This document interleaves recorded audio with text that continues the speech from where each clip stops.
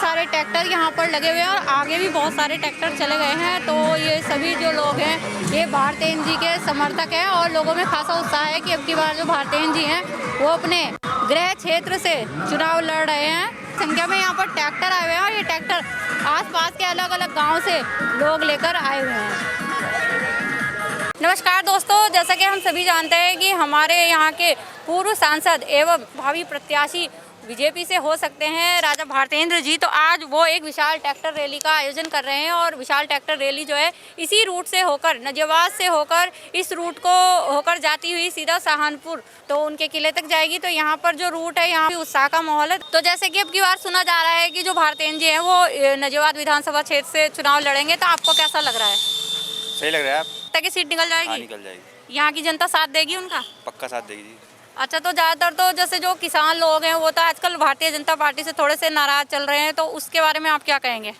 ऐसा कुछ नहीं है, तो देखो जिसका नुकसान है वो तो बोलेगा ही, लेकिन जो काम भी हुआ सही हुआ है। सही हुआ है। कुछ लोगों के लिए परेशानी पड़ी, लेकिन उन्हें भी आगे सही हो जाएगा सब। अच्छा, तो आज यहाँ से जैसे ये रैली जा रही है तो आपको कैसा लग रहा है इस समय? मुझे बहुत अच्छा लग रहा है।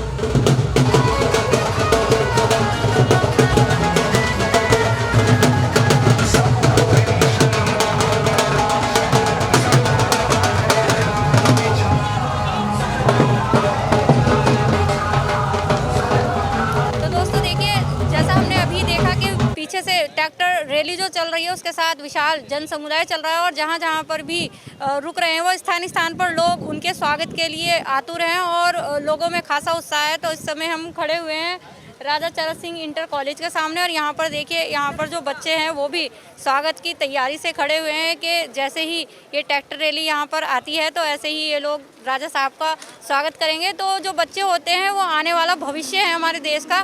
तो आइए जानते हैं इन बच्चों के विचार। तो बच्चा आप आज यहाँ पर खड़े हुए हैं तो क्यों खड़े हैं, आपको पता है? राजा जी का स्वागत करने के लिए। अच्छा, जैसे आपको पता है कि जो राजा साहब हैं वो इस बार यहाँ से विधानसभा का चुनाव लड़ने वाले हैं, भावी प्रत्याशी हो सकते हैं वो, तो आपको कैसा लग रहा है? बहुत अच्छा लग रहा है हमें। अच्छा, बहुत अच्छा लग रहा है। क्या लगता है कि जीतेंगे या नहीं जीतेंगे? जीतेंगे। तो देखिए इन बच्चों का कहना है कि जीतेंगे, इन्हें पूरा विश्वास है और ये यहाँ पर स्वागत के लिए खड़े हुए हैं राजा साहब के और बच्चों में खासा उत्साह है। तो राजा साहब जनसभाएं करते रहते हैं, उनसे बातचीत भी होती रहती है। तो यहाँ पर स्वागत के लिए जो है रानी जी भी खड़ी हुई हैं, भावना जी। तो आइए उनसे जानते हैं। तो भावना जी, हम पीछे गए थे तो बहुत बड़ा जन सैलाब आ रहा है और रास्ते में लोग लगातार राजा साहब का स्वागत कर रहे हैं और आप भी कई जनसभा में गई होंगी, तो बहुत सम्मान मिलता है राजा जी को, तो आपको कैसा लगता है?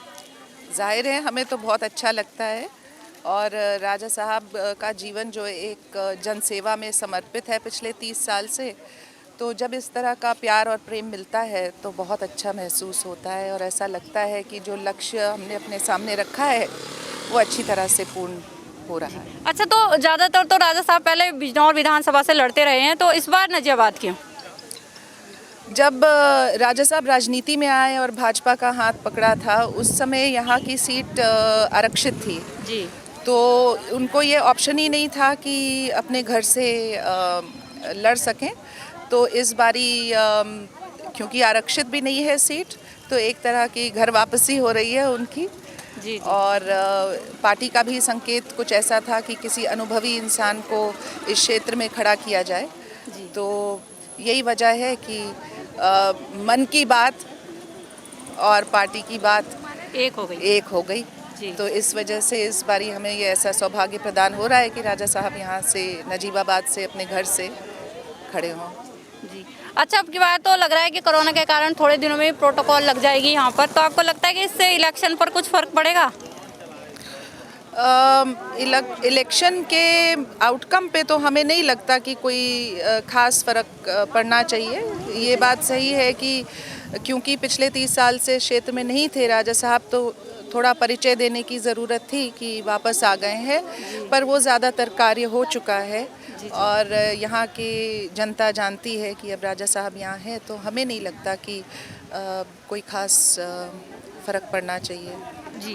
तो देखिए ये तो बात थी रानी साहिबा की, लेकिन हम आपकी बातचीत कराएंगे आम जनता से भी। हमने भी आपकी बच्चों से बात कराई, पीछे कुछ लोग थे जो राजा साहब के स्वागत के लिए खड़े थे, उनसे बातचीत कराई। तो आज जो जनता दूर दूर से उनकी ट्रैक्टर रैली में सम्मिलित होने के लिए आई हुई है, तो उनसे भी हम आपकी बातचीत कराएंगे और जानेंगे जनता का मन।